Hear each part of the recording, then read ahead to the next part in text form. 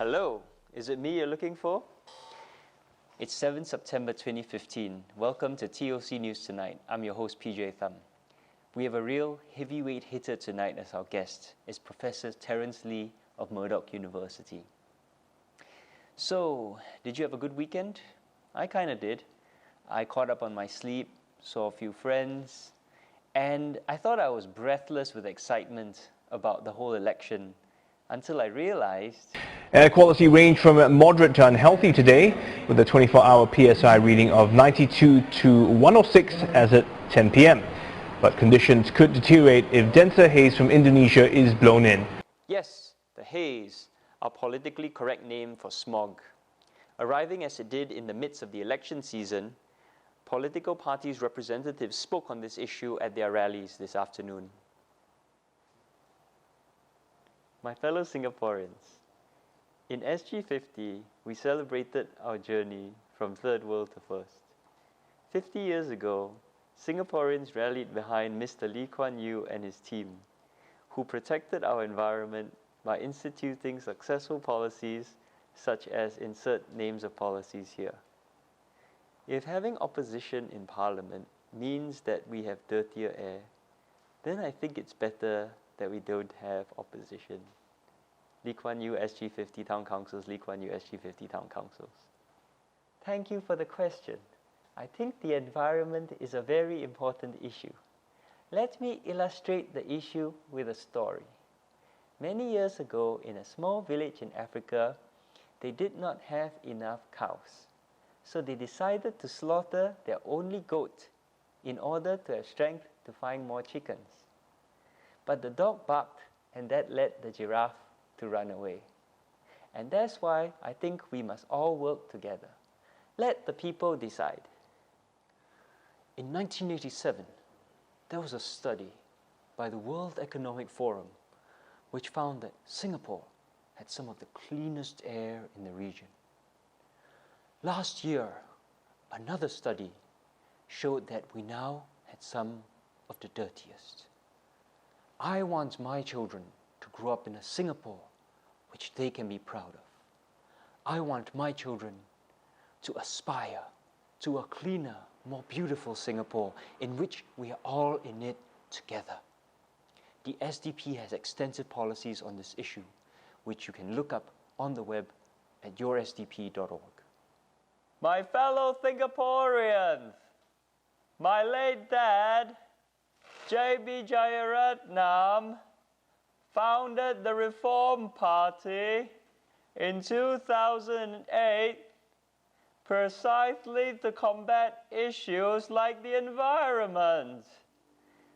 People of Ang Kyo, how does the Prime Minister sleep at night knowing how our environment is falling apart?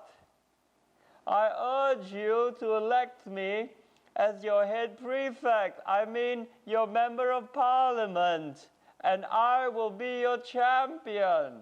Government policies have deprived Singaporeans of their own clean air in their own country.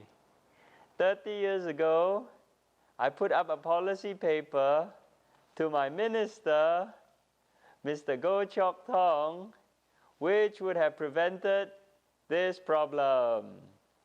But it was ignored. With our environmental strategy, Sing First will work with you to solve this problem. Then it truly will be Majulah Singapura. This is a multifaceted, systemic issue which requires careful study and participation from a wide variety of stakeholders. But it also requires a transformation in our thinking. As the Austrian philosopher Wittgenstein noted, philosophical problems arise when language is forced into a new metaphysical environment. Oi, are you listening to me? Stop staring at my chest. I spoke up once, but once was enough. It was impactful. That's all I need to say. Immigration. It's a major election issue in the US. Europe is in the grip of a full-blown refugee crisis. Here in Southeast Asia, we have our own refugee crisis with the Rohingya. In Singapore, immigration is also a major election issue. The opposition are attacking the government over their 6.9 million population figure.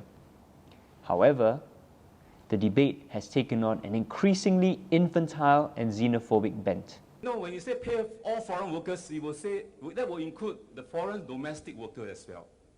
Or in some terms, people call it our mates, although that's not the correct word. But we are prepared to pay our foreign domestic worker even the minimum wage.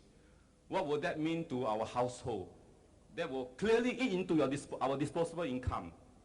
Do you feel second-class Singaporeans? Do you feel that you're cheated Singaporeans? Do you feel that someone betrayed us Singaporeans? Do you feel that the Prime Minister is a traitor Singaporeans? He is a traitor Singaporeans! He sold us out! For more on this issue, we turn to our senior immigration correspondent, Grouchy the Bear. Grouchy?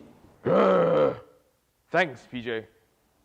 Yes, I'm a Malayan sun bear, the only bear native to Singapore, Pribumi Beruang, true blue local bear. But the Singapore Zoo is increasingly crowded with all sorts of foreign bears.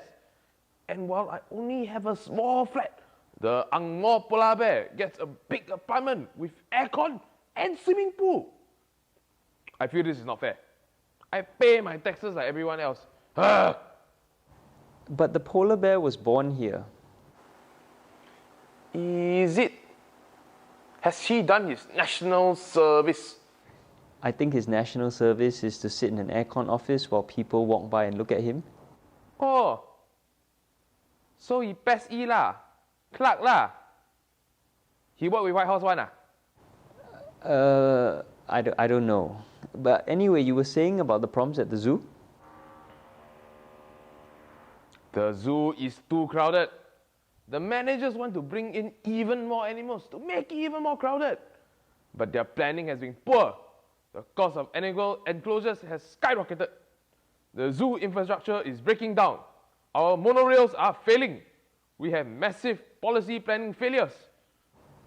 But surely you agree that the Singapore Zoo cannot be closed off to foreign animals, right? No. I'm not xenophobic, but we should take care of Singaporean animals first lah. The zoo management has brought in 1.5 million foreign animals to the zoo. Of these, nearly 1 million are poor animals from the surrounding jungles. They are exploited. They are put on display. They are forced to help out with construction and cleaning, but they are underfed. And then when they get sick and dying, they are just quietly shipped back to their native jungle. Would you want that for yourself? What? This is animal abuse. The zoo is profiting off poor animals from other places who don't have animal rights protections.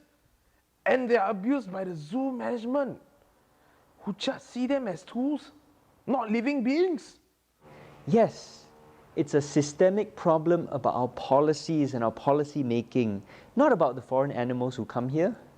I want to take a big bite out of the zoo management for mistreating our fellow animals like that. The reason why the zoo management prefers foreign animals is because they're easier to exploit. Poor horses can be turned into glue. Poor bears could be skinned and turned into rugs. We need comprehensive reform of the whole system and how we think about our lives here at the zoo. I see. Okay. I guess foreign bears can come here. Well, except for panda bears. What? Why?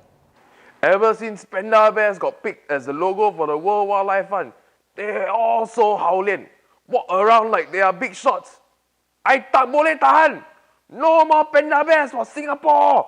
Okay. Thank you very much. Grouchy the Bear, everybody. We'll be right back.